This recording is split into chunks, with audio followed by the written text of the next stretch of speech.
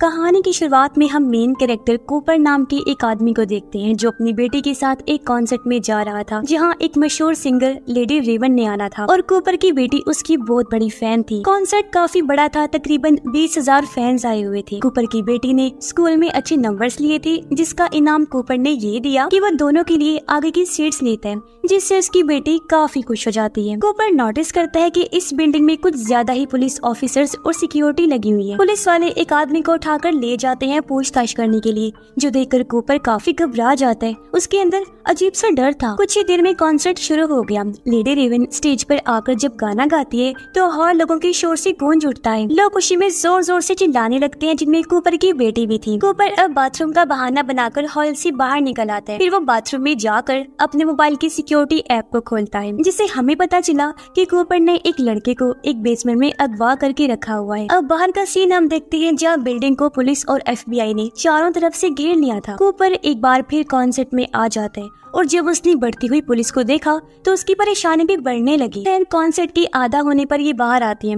अब कूपर की बेटी को लेडी रेवन की टी शर्ट चाहिए थी, लेकिन उस साइज में बस एक ही टी शर्ट रह गई थी जिसे कोई और लड़की भी लेने की जिद करती है। ये देखकर कूपर अपनी बेटी को समझाने लगा कि ये शर्ट तुम उस लड़की को लेने दो। तब उसकी बेटी मान भी जाती है क्योंकि वो अपने डैड की बात को इनकार नहीं कर सकती थी। ये देखकर शॉप पर काम करने वाला वर्कर उसकी बेटी से काफी मुतासिर हुआ। वो कूपर को कहता है कि जब नया स्टॉक आएगा तो मैं आपकी बेटी के लिए ऐसी टी शर्ट पहले से ही अलग करके रख दूंगा। अब कूपर इस वर्कर का फायदा उठाने का सोचता है। वो उससे पूछने लगा कि आज यहाँ कॉन्सर्ट में इतनी पुलिस और सिक्योरिटी क्यों है। इस पर वर्कर कहते हैं वैसे तो ये बात खुफिया है, लेकिन फिर भी तुम्हें बता देता हूँ। तुमने मशहूर खूनी बुचर के बारे में तो सुना ही होगा, जो लोगों को ट्रैप करता है, अपने जाल में फंसाता है, फिर उनके टुकड़े टुकड़े करके बेरहमी से मार देता है। अब पुलिस को खबर मिली थी कि वो कातिल आज यहाँ पर आ रहा है, तो उसे पकड़ने के लिए ही पुलिस ने कॉन्सर्ट रखा एक ट्रैप के तौर पर, ताकि वो किले को अपने जाल में फंसाकर पकड़ सके, क्योंकि यहाँ आने के बाद वो निकल नहीं पाएगा, पकड़ा जाएगा। वजह ये है कि हर एग्जिट पर बाहर जाने के रास्ते पर पुलिस और सिक्योरिटी लगी हुई है। सिर्फ एक ही रास्ता है बाहर जाने का, और वो है स्टेज की बैक साइड पर, लेकिन वहाँ भी हर कोई नहीं जा सकता। ये सुनकर कूपर बाहर से तो हंस रहा था, लेकिन अंदर से उसकी सांसें अटक गई। उसके होश उड़ जाते हैं क्योंकि हैरत, वो किलर और कोई नहीं बल्कि खुद कूपर ही है। वो अपनी बेटी के साथ बाहर आ गया, यहाँ से निकलने का रास्ता ढूंढने लगता है। उसे पता चला कि हर एग्जिट पर बहुत सारे सिक्योरिटी लगी हुई है और हर दरवाजे को यहाँ काम कर रहे वर्कर्स की आईडी से खोला जा सकता है। तभी उसकी नजर एक लड़की पर गई जिसने बहुत ज्यादा ही शराब पी ली थी। कूपर उसे धक्का मारकर नीचे गिरा देता है। तब उसके आसपास बहुत सारे लोग जमा हो जाते हैं, जिस चीज का फायदा उठाकर कूपर अपनी बेटी को लेकर निकलने का सोचता है। पर बाहर तो वो ज्यादा ही पुलिस थी, इसलिए मजबूरन वो वापस कॉन्सर्ट में ही आ जाता है। अब दूसरे गाने के लिए रेवन अपने साथी सिंगर को बुलाती है जो स्टेज के नीचे से निकल कर आता है। ये देखकर कूपर वहाँ जाने का फैसला करता है। अपनी बेटी से उसने कहा कि चलो स्टेज के नीचे चलते हैं, बहुत मजा आएगा बेटा। उसकी बेटी हैरान होते हुए कहती है पापा वहाँ जाने की इजाजत नहीं है, और ये आप कैसी अजीब बातें कर रही हैं, हम यही ठीक हैं। इसलिए कूपर एक बार फिर उसी वर्कर के पास आ गया, जो कूपर को देखकर कहता है अरे सर, वो दरअसल नया स्टॉक आ गया है, तो मैं आपकी बेटी के लिए स्टॉक में से टी शर्ट लेने स्टोर में जाने ही वाला था। कूपर पूछता है क्या मैं तुम्हारे साथ चल सकता हूँ। इस पर वर्कर बिना सोचे ही मान जाते हैं। स्टोर में आकर वर्कर कूपर से पूछता है कि आप क्या काम करते हैं। वो जवाब देता है कि मैं एक फायर फाइटर हूँ। जब वर्कर न्यू स्टॉक वाला बॉक्स उठा रहा था तब चुपके से कूपर उसकी आईडी चुरा लेता है। फिर वर्कर उससे कहता है आज वो खूनी पकड़ा जाना चाहिए। इस ट्रैप के बारे में सब वर्कर्स को पता है और सबको पुलिस ने अलग अलग कोड दिए हैं। कूपर उससे पूछता है कि तुम्हारा खुफिया कोड क्या है, जिस पर एक बार फिर वो बिना सोचे ही बता देता है कि हैमिल्टन, ये मेरा खुफिया कोड है। और अब वो वर्कर कूपर को एक टी शर्ट निकाल कर दे देता है, वो भी बिल्कुल फ्री में। अब ये दोनों ऊपर आ जाते हैं। कूपर उसकी आईडी कार्ड की मदद से दरवाजा खोलने लगता है। वो एक ऐसी रूम में चला गया जहाँ पुलिस की खुफिया मीटिंग चल रही थी।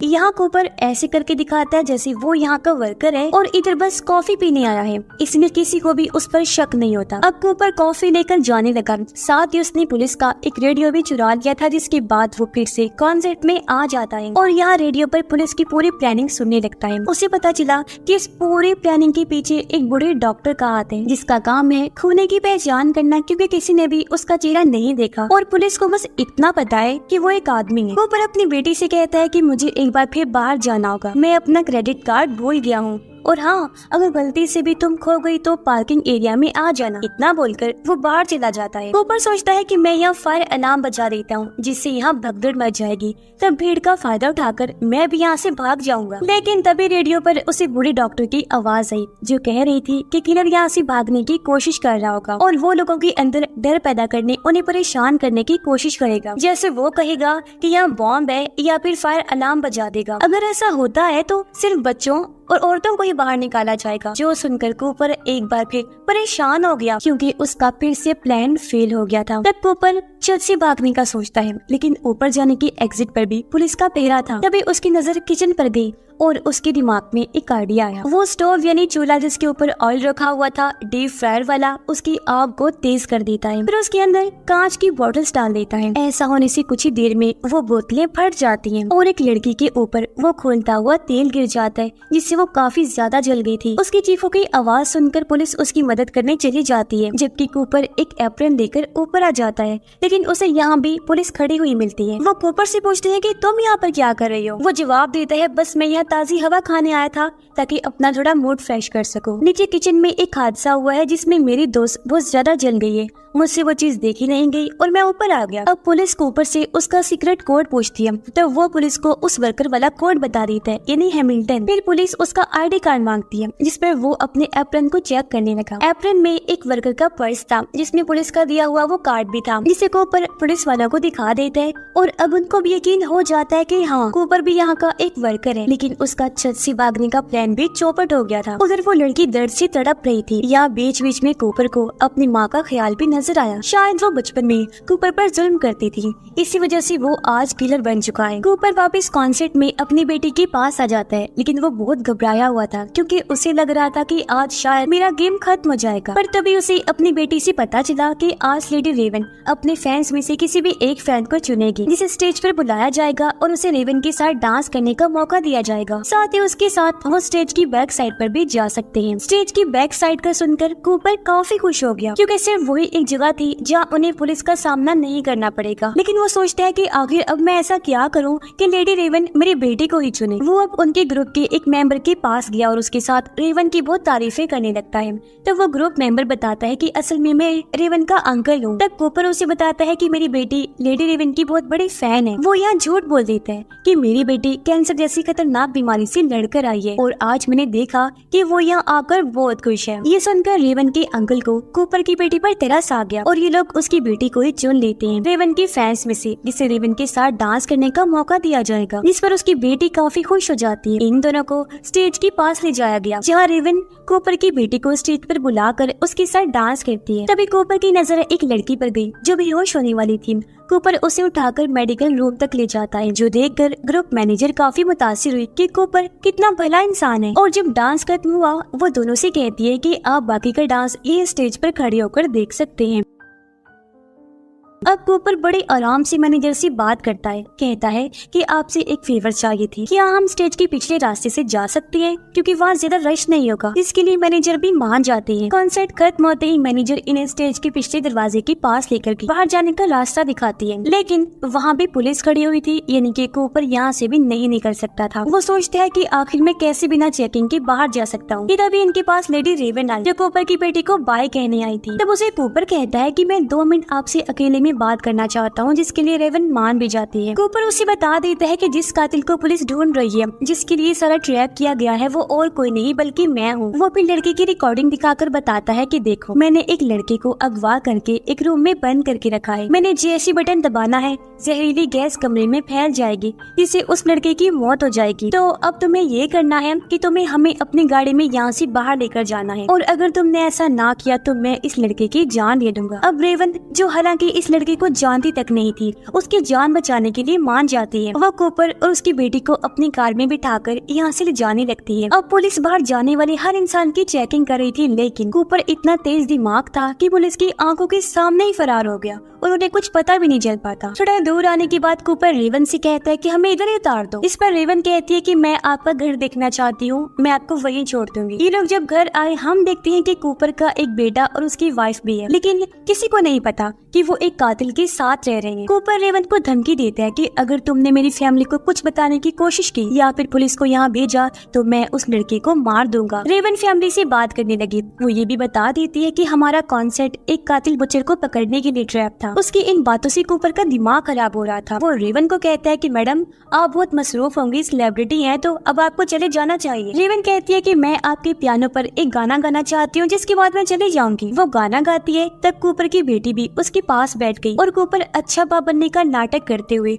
दोनों की वीडियो बनाने लगता है। पर जैसे गाना खत्म हुआ रेवन उसका फोन छीनकर बाथरूम में भाग जाती है। दरवाजा उसने अंदर से लॉक कर लिया था। कूपर जोर जोर से दरवाजा पीटने लगा। अपना मोबाइल वापस मांगता है, जो देखकर फैमिली को भी शक होने लगा कि जरूर कोई बहुत बड़ी गड़बड़ है। अब जल्दी जल्दी रेवन उसका फोन ऑन करती है, लेकिन यहाँ वो पुलिस को बुलाने की बजाय उस लड़के से बात करती है। पूछती है कि तुम इस वक्त कहाँ हो। लड़का कहता है मुझे ज्यादा कुछ तो नहीं पता, बस एक शेर की टूटी हुई मूर्ति याद है और इस घर का दरवाजा नीले रंग का है। जो सुनकर रेवन को एक आइडिया आया। वो इंस्टाग्राम पर लाइव आकर अपने फैन से कहती है कि एक शेर की टूटी हुई मूर्ति के पास ब्लू रंग का दरवाजा है। अगर किसी ने ऐसी कोई जगह देखी है तो उस घर में जाओ। घर के बेसमेंट में एक लड़का फंसा हुआ है, तो उसे वहाँ से बाहर निकालो क्योंकि उसे मदद की जरूरत है। अब ये सोचने वाली बात है कि भला इस तरह कौन मदद करने आता है, और अगर किसी ने ऐसी जगह देखी भी होगी तो वो पुलिस को बुलाएगा ना कि खुद जाएगा उसकी मदद करने। इसलिए फैंस उससे सवाल जवाब करने लगते हैं। जिसके बाद रेवन अपने ड्राइवर को मैसेज करती है कि फौरन पुलिस को कॉल करके यहाँ बुलाओ। तभी दूसरी चाबी से लॉक तोड़कर कूपर अंदर आ जाता है। उसने अपनी फैमिली को ऊपर वाले कमरे में बंद कर दिया था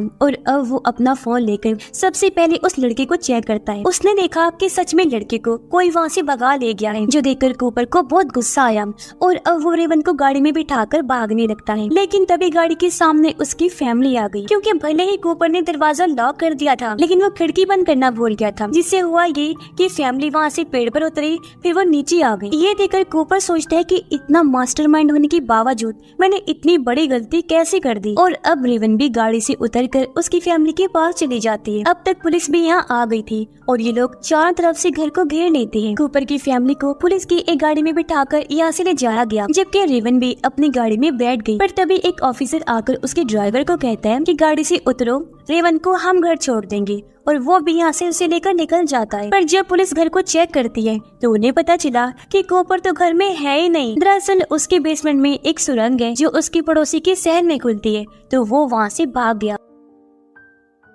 अब हमें पता चला कि जो ऑफिसर रेवन को लेकर गया था वो असल में कूपर ही था। वो पुलिस के कपड़े पहनकर बाहर आया, इसीलिए कोई उसे पहचान नहीं पाया। और अब वो रेवन को हथकड़ी पहनाकर गाड़ी में बंद कर देता है और कहता है कि शहर में मेरे बहुत सारे ठिकाने हैं, जिनमें से एक जगह पर हम जा रहे हैं और हमें कोई पकड़ नहीं पाएगा। जो सुनकर रेवन काफी घबरा जाती है। कूपर जैसे गाड़ी लेकर निकला, उनकी गाड़ी ट्रैफिक में फंस जाती है। रेवन जैसी तैसी विंडो नीचे करती है। लोगों ने उसे पहचान लिया और वो उनसे मदद मांगने लगती है। कूपर ने ये देखकर विंडो तो बंद कर दी, लेकिन अब लोगों ने चारों तरफ से गाड़ी को घेर लिया था और ये आगे नहीं बढ़ पाते। इस बीच जैसे तैसी हथकड़ी से आजाद होकर रेवन भी गाड़ी से बाहर आ जाती है। कुछ टाइम बाद यहाँ पुलिस भी आ गई। वो लोगों को हटाकर चारों तरफ से गाड़ी को घेर लेती है। उन्होंने गाड़ी के टायर भी पंक्चर कर दिए थे। पर जैसे दरवाजा खोला गया वो देखती है कि गाड़ी में तो कूपर है ही नहीं। सीट पर सिर्फ उसका पुलिस वाला यूनिफॉर्म पड़ा था। दरअसल कूपर पहले ही गाड़ी से निकल गया था। उसकी किस्मत अच्छी थी जो वो भीड़ का फायदा उठाकर भाग निकला था। अब रेवन उस फैमिली का शुक्रिया अदा करती है जिससे उस लड़के की जान बचाई थी। अब कूपर की वाइफ वापस अपने घर में आ गई थी,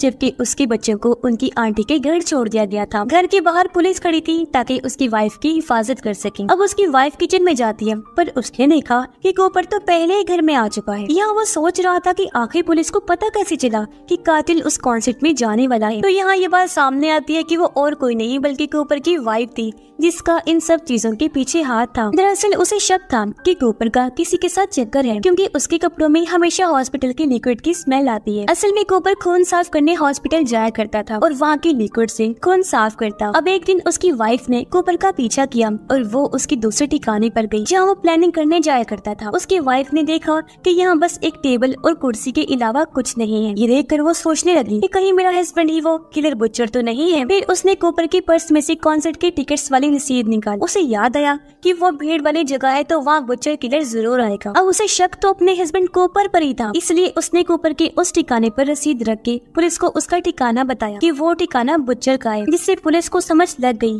कि बुच्चर किलर भी उस कॉन्सर्ट में आने वाला है। इसीलिए उन्होंने बुच्चर को पकड़ने के लिए सारा ट्रैप लगाया। पर अब जब उसकी वाइफ को सच पता चल गया कि उसका हस्बैंड एक पागल कातिल है, उसका दिमाग ठिकाने पर नहीं है, तो उसे दुख तो होता ही है, साथ ही वो काफी डरी भी हुई थी। कूपर फैसला करता है कि मैं अपनी वाइफ को मार दूंगा, जिसके बाद खुद को भी। उसने जब ये अपनी वाइफ को बताया तो वो कहती है कि पहले हम पाई खा लेते हैं जो मैंने रेवन के लिए बनाई। इसलिए वो पाई खाने बैठी, लेकिन उसकी वाइफ नहीं खाती। पर इस बात का कूपर को नहीं पता चल पाता। वो खाते हुए कहता है कि मुझे तुम पर बहुत गुस्सा आ रहा है, क्योंकि तुम्हारी वजह से मैं अपने बच्चों को बड़ा होते नहीं देख सकता। अब मैं मरने वाला हूँ। जैसे पाई खत्म हुई, कूपर को भी एहसास हुआ कि इसमें कोई नशे वाली चीज मिली हुई थी, क्योंकि उसका जिस्म सुन्न होने लगता है, उसे चक्कर आने लगे, लेकिन वो फिर भी अपनी वाइफ को मारने की कोशिश करने लगता है। पर तभी यहाँ पुलिस भी आ गई, जो उसे बहुत सारे बेहोश करने वाले शॉट्स मारते हैं, जिससे वो नीचे गिर पड़ा और आखिरकार उसे गिरफ्तार कर लिया जाता है। जाते हुए कूपर अपनी बेटी की साइकिल देखता है, जिसे उठाकर उसने खड़ा कर दिया। उसके बच्चे आकर आखिरी बार उससे मिलते हैं। फिर पुलिस उसे वैन में बिठाती है और ये लोग निकल जाते हैं। लेकिन रास्ते में हमें पता चला कि असल में कूपर ने अपनी बेटी की साइकिल में से एक तार तोड़कर अपने पास रख ली थी, जिसका इस्तेमाल करके वो अपनी हथकड़ी खो लेता है और अजीब तरह मुस्कुराने लगता है। यानी कि एक बार फिर सबकी इतनी कोशिश बेकार गई। वो दोबारा से फरार हो जाएगा और लोगों को मारने का सिलसिला जारी रखेगा, जो चीज जाहिर है बहुत भयानक है। और उसकी इस शैतानी वाली मुस्कुराहट के साथ ही ये कहानी भी इधर ही खत्म हो जाती है।